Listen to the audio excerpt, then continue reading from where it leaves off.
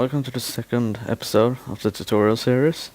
In this episode we will talk about the filters and how they can work with this line to give you more customization. So, I needed that one. Let's just put it down there. No. So take this block and put it with the big mouth facing the pipes. Take one end of the chest, put it behind. Take some dye and make sure it's not the same color as this one is, because then it will just send it back and it will loop forever. You don't need to power this filter because it will take the items I will put in. Right now it will take every single item, so we need to put some kind of filter in. For this filter, it will only take crafting tables. So if I put my crafting table in there, you'll see it takes it without having any power at all. But if I put in a stamp, which isn't part of it, it will continue on up to the storage unit. But we aren't gonna use that one, so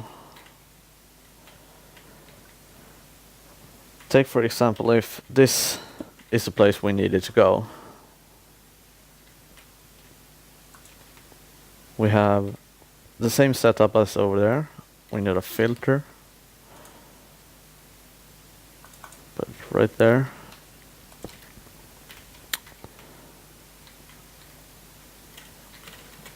And put a receiver there.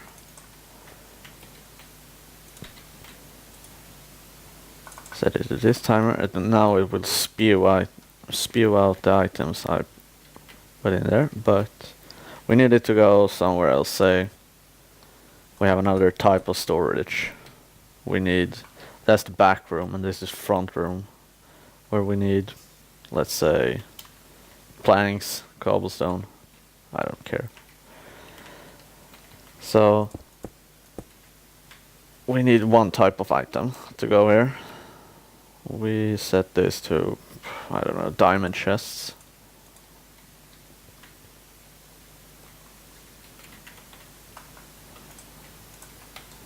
So if I put diamond chests in here, it will take every single diamond chest, take it back there, and go here. With these filters, they take a stack at a time. If you wanted to take one at a time, but then you can only have nine items coming from it. That can only be good for this or one of the processing lines right next to it. So if I take one, whoops. So let's say I wanted to take out 5. That's 4 or 5. Put it in here. Run back.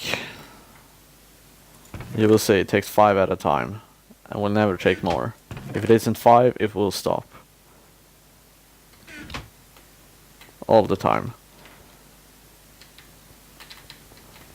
This setup will be very useful when you have several types of plants right next to it. For example, my system, I can go in and show.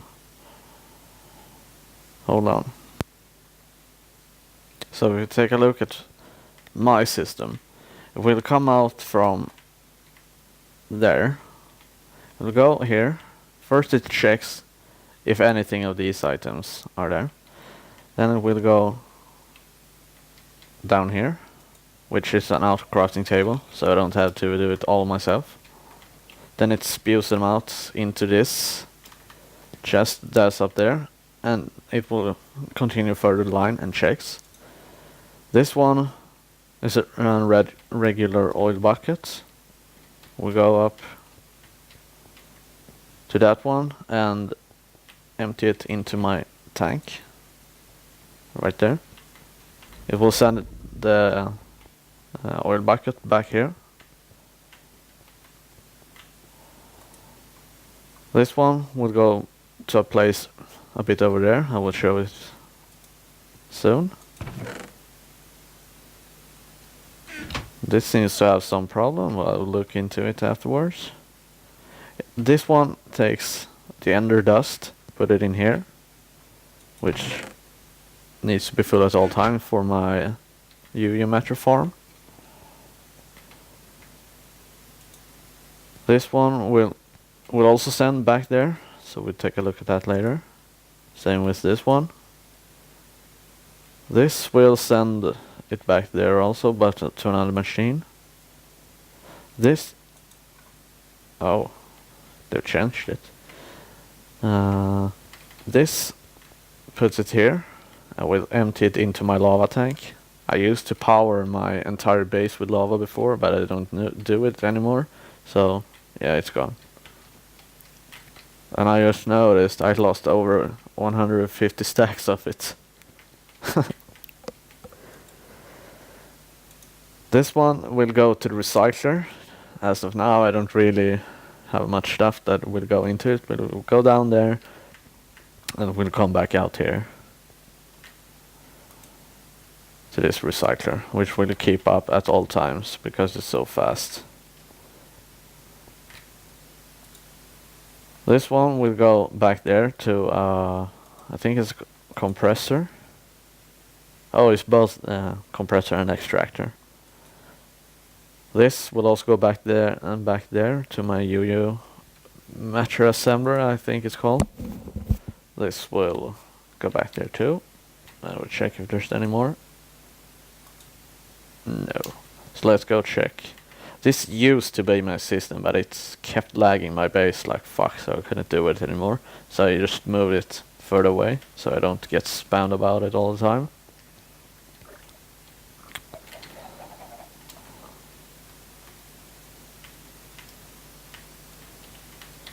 This is my processing plant. You can see. This chest pumps out ender pearls, which it will get. And it will macerate them. And it will pump them out and go back into the sorting chest all the time. This one, I think it's stone and other resources. This is the compressors, now extractors. So it will take chloride cells, stick resin and sludge. And this is the compressor, which will take my iridium, mixed ingots and uranium. This will cook my food and process all my dusts and whatever I might get. This creates my iridium. It will automatically pump it in and pump it out from it. So I don't ever have to manage my UU matter.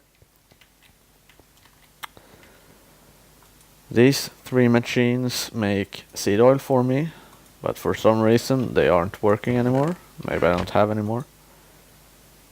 This creates honey for me when I used my aviaries. These things power it. It's an IDSU feeding from my honeycomb lab over there. I have 6 in them in this room, power everything. If you wonder, we will go over my entire setup here in another episode. And this part, it processes all my honeycombs.